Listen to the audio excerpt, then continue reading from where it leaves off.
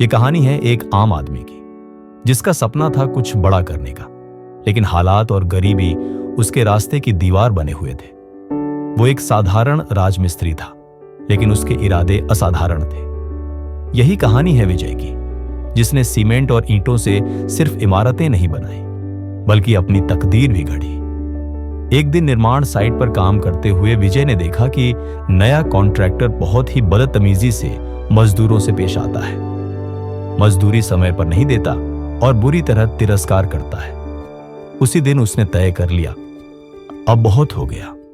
अब मैं सिर्फ दीवारें नहीं बनाऊंगा, अब मैं अपना सपना बनाऊंगा। शाम को घर लौटते वक्त वो बहुत सोच में डूबा था। दिल में जुनून था, पर जेब खाली। न पढ़ाई पूरी हुई थी, न कोई बिजनेस का तजुर्बा। पत्नी ने भी कहा, इतने सारे जिम्मेदारियां हैं, कोई खतरा मत उठाओ। पर दिल की आवाज ने कहा, अगर आज नहीं किया तो कभी नहीं कर पाओगे। अगले ही दिन पुराने सुपरवाइजर रमेश भैया से बात की। उन्होंने विजय को सलाह दी, काम तो तू बहुत अच्छा करता है, शुरुआत छोटे लेवल से कर, रेनोवेशन का छोटा काम पकड़ और सोशल मीडिया का इस्तेमाल कर।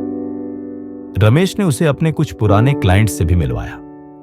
विजय ने थोड़े पैसे उधार लिए, एक पुराना मोबाइल खरीदा और एक फेसबुक पेज बनाया, विजय रेनोवेशंस। पहले महीने में ही उसे एक छोटे रसोई घर के रेनोवेशन का काम मिल गया। वो खुद साइट पर जाता, ग्राहकों से विनम्रता से बात करता, सही समय पर काम पूरा करता। धीरे धीरे उसका नाम लोगों की जुबान पर चढ़ने लगा। काम बढ़ने लगा तो ईर्ष्या भी बढ़ी। पुराने कॉन्ट्रैक्टरों ने उसे बदनाम करने की कोशिश की, झूठी शिकायतें की और यहां तक कि एक बार उसके साइट पर तोड़फोड़ भी की गई।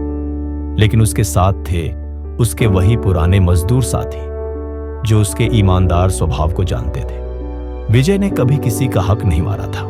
आज वही साथ उसे सहारा दे रहे थे। एक दिन उसे एक बड़ा कॉन्ट्रैक्ट मिला, एक अपार्टमेंट की पूरी इंटीरियर डिजाइनिंग का। यह उसका सबसे बड़ा काम था और अगर यह सफल होता तो उसकी कंपनी को नया मुकाम मिल सकता था। लेकिन काम के दौरान उसके बच्चे बीमार पड़ गए, बैंक से लोन रुक गया और मजदूरों की हड़ताल शुरू हो गई। सब कुछ एकदम से टूटने जैसा लगा। उसने कई रातें बिना सोए गुजारी, खुद मजदूरों के साथ मिलकर पेंटिंग की, बिजली का काम सीखा और किसी तरह प्रोजेक्ट समय पर पूरा कर दिया। उस प्रोजेक्ट के बाद उसे लगातार नए क्लाइंट मिलने लगे।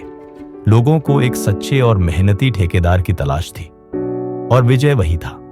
आज उसके पास अपनी खुद की टीम है, एक छोटा ऑफिस और हर महीने कम से कम 3 प्रोजेक्ट्स चलते हैं। अब जब काम जम गया है, विजय ने अपने गांव के कुछ बेरोजगार युवाओं को ट्रेनिंग देनी शुरू की है। वो चाहता है कि और लोग भी उसके जैसे खड़े हो सके, अपने सपनों को हकीकत बना सके। अब विजय सिर्फ एक राजमिस्त्री नहीं, बल्कि एक प्रेरणा है। जब वो सुबह अपनी बाइक से साइट पर जाता है तो रास्ते में बच्चे कहते हैं, देखो वो है अपना विजय भैया, जो कभी मजदूर थे आज मालिक बन गए हैं। सपने छोटे या बड़े नहीं होते, सपने सिर्फ पूरे किए जाते हैं। अगर इरादे मजबूत हो और हौसला जिंदा हो तो एक राजमिस्त्री भी अपना महल बना सकता है। बस सपनों को मत छोड़ो।